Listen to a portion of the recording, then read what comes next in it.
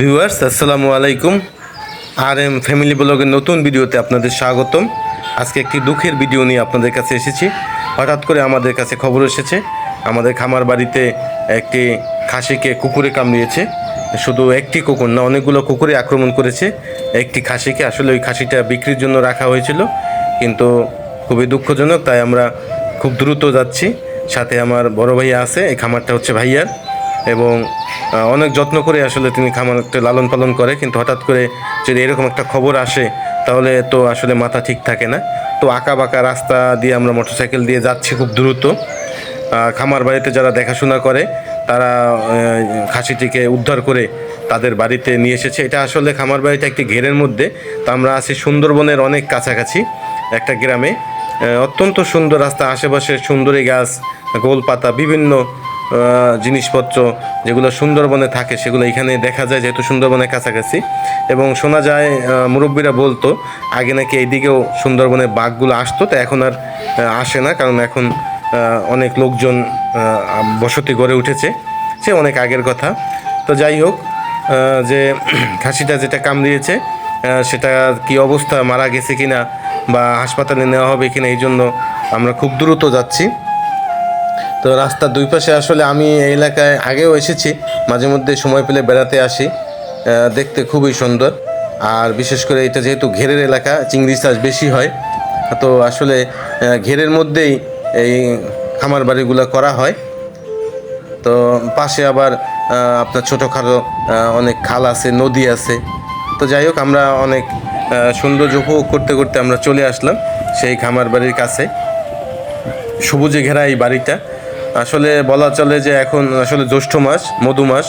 তো জ্যৈষ্ঠ মাসে আসলে দেশীয় যে রকমের ফল ফলাদি আছে তা কিন্তু এই বাড়িতে আছে, এবং এটা অনেক ঘেরের মাঝখানে হয়, চারদিকে অনেক খোলামেলা। আপনাদের যদি একটু দেখাই, এই যে দেখতে পাচ্ছেন, দেখেন মনে হয় যেন একটা বিস্তীর্ণ আপনার এলাকার মধ্যে একটা মাঝখানে বাড়ি, এবং এই বাড়িতে আসলে সবই পাওয়া যায়। এই যে দেখেন, এটা হচ্ছে লকট গাছ। লকট দেখলে আমার আবার খুব লোভ হয়, যদিও লকট হয়তো আপনারা অনেকেই চেনেন না, এটা বরিশালের ভাষা। এটা হচ্ছে, আমরা বলি হচ্ছে জামরুল। জামরুল বিভিন্ন রকমের হয়, সাদা, তারপরে হচ্ছে লাল, তারপরে হচ্ছে এটা হচ্ছে লাল এবং সবুজ। তো এক একটা এক এক রকমের স্বাদ। তো অনেকে হয়তো খেয়েছেন, আবার অনেকে হয়তো চিনেন না, কিন্তু এটা খুবই সুস্বাদু এবং পুষ্টিকর। আর এই জন্যই আসলে এই ভিডিওটা করা। আসলে গাছটা অনেক ছোট, কিন্তু অনেক ফলন এসেছে। তো যাই হোক, আমরা আসলে যে কাজটা করব সেটা হচ্ছে ওই ছাগলটার ওইখানে যেতে হবে। তো সামনে আসলে এই বাড়িতে যারা লোকজন আছে ওনারা এই ছাগলটাকে দেখে অনেক কষ্ট করে এটাকে উদ্ধার করেছে। কুকুরগুলো, অনেকগুলো কুকুর আক্রমণ করেছে, বন্য কুকুর। এই যে দেখতে পাচ্ছেন ছাগলটা, আসলে দেখেন কত বড় খাসি। এটা বিক্রির জন্য রেডি করা হয়েছিল, কিন্তু খুবই দুর্ভাগ্য, আসলে এমন আক্রমণ করেছে যে ক্ষত বিক্ষত করে ফেলেছে। তো সেটা আপনাদের দেখালাম না, কারণ সেটা অনেকের অস্বস্তির কারণ হতে পারে। যাই হোক, ও আসলে উঠেই দাঁড়াতে পারছে না এবং মাথা ঝিমিয়ে বসে আছে। আরেকটু হলে মনে হয় খেয়েই ফেলতো। যাই হোক, আল্লাহ পাক ওকে বাঁচিয়ে রেখেছে।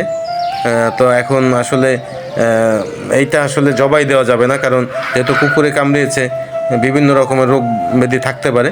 তো এটাকে সুচিকিৎসা করতে হবে এবং এটার জন্য কিছু নিয়ম আছে। তো যেহেতু অনেক বড় খাসি, এখানে হয়তো অনেক ডাক্তার এখানে আনা যায়, কিন্তু যেহেতু অনেক ওষুধপত্র লাগতে পারে, তো এই জন্য হাসপাতালে নিয়ে যেতে হবে। আসলে আপনাদের আগেই বলেছিলাম, এই দেখেন যে খাসিটা যে গাছের উপরে নিচে রাখা হয়েছে সেটা একটা আম গাছ, একটা ছোট আম গাছ, কিন্তু দেখুন কত বড় বড় এবং কত আম, একবারে মগডাল পর্যন্ত। মগডাল মানে হচ্ছে উঁচু ডালপালা পর্যন্ত, যেখানেই তাকাই আম গাছ। শুধু এরকম না, এই বাড়িতে আসলে প্রচুর বিভিন্ন দেশীয় ফলের গাছ রয়েছে, এবং আসলে এখানে আসলে প্রাকৃতিক বাতাসটা এত বেশি যে এখানে চুল ঠিক রাখা যায় না, যে আসলে আপনাদের বলে বোঝানো যাবে না। কারণ এখানে আসলে বিদ্যুতের প্রয়োজন হয় না, প্রকৃতিক কারণে কারেন্ট থাকা না থাকার কোনো বিষয় না। এই পাশে দেখেন আরও একটি জামরুল গাছ, এই পাশে আম গাছ, এবং আসলে সবই বলা যায় আছে। অত্যন্ত ভালো লেগেছে, কিন্তু দুঃখের খবর। যাই হোক, হাসপাতালে ফোন দেওয়ার পরে ডাক্তারের কাছে উনি বলছে যেটা হাসপাতালে নিয়ে যাওয়া হবে। তো আসলে খাসিটি কোনোভাবেই দাঁড়াতে পারছে না, কোনোভাবেই সোজা হতে পারছে না। তো এই জন্য 2জন লোক দিয়ে আসলে খাসিটি হাসপাতালে নেওয়া হবে। তো দেখা যাক, 2জন লোক দিয়ে আসলে খাসিটি হাসপাতালে নিয়ে যাওয়া হবে। তো আসলে খাসিটি কোনোভাবেই দাঁড়াতে পারছে না, কোনোভাবেই সোজা হতে পারছে না। তো এই জন্য 2জন লোক দিয়ে আসলে খাসিটি হাসপাতালে নেওয়া হবে। তো দেখা যাক, সুস্থ হয় কিনা। তো সবাই ভালো থাকবেন, সুস্থ থাকবেন এবং আপনাদের পশু প্রাণী যেগুলো আছে বাড়িতে এবং সবচেয়ে বড় কথা হচ্ছে আপনাদের ছেলে মেয়েদের কুকুর থেকে অবশ্যই সাবধানে রাখবেন। এই পর্যন্তই, সবাইকে ধন্যবাদ।